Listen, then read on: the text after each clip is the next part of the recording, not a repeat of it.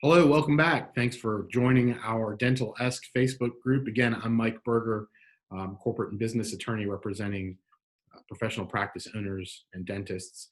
Today's topic, what I wanted to jump right in and talk about, um, were some things to think about when you're owning a dental practice, right? Preliminarily, maybe you're transitioning from working as an associate under either a employment agreement or a 1099 independent contractor agreement, and you're transitioning into ownership and some different avenues you can pursue there. And primarily the two that I'm going to talk about are startup or acquisition. I'm going to go real high level. I want to keep this relatively brief, something you can take a look at, and we can hopefully get some conversation going to delve into some greater detail. So first is starting your own dental practice and some things to think about there. Number one, I think you need to give some thought as to the market, right? The location where you're going to open your practice, what the saturation look like, how many dentists are around the area. Obviously, do some research on some demographics and try to understand patient base that you're going to be bringing in starting up a new practice. You need to give some thought to: are you going to rent your space? Are you going to lease your physical space? Or are you going to try to buy a piece of commercial real estate? Either one of those options, whether you're leasing or you're buying, you're going to be giving some thought to commercial upfit and getting some of your team assembled who can assist you in that process from the design build phase through the installation, sale and installation really of dental equipment. And you want to think about your legal and finance team, right? Who's going to be behind you, guiding you through a lot of the financial decisions from a tax and CPA perspective. Commercial lending is big.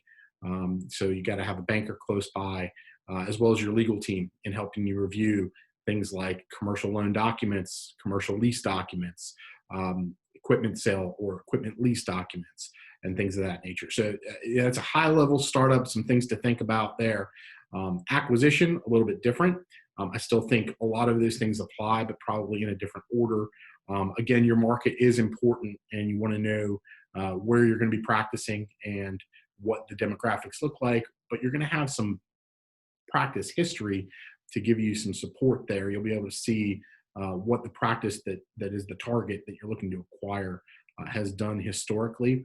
And based on those cash flows, based on those collections, you should be able to come up with a rough valuation with the assistance of your financial team, your CPA, your legal team, your attorney, and maybe a business broker or a business transition specialist that is listing or selling or assisting with the listing or selling of that practice.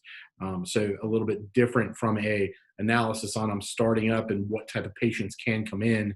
And that's really more like background research, demographic, maybe have some assistance with a marketing company versus I'm buying something that has a track record, some patient goodwill that is transferring at some stick rate with some attrition due to transition, but some number that's going to come up with a value. It's going to give you some comfort that there's going to be a certain amount of revenue and a certain amount of cash flow continuing.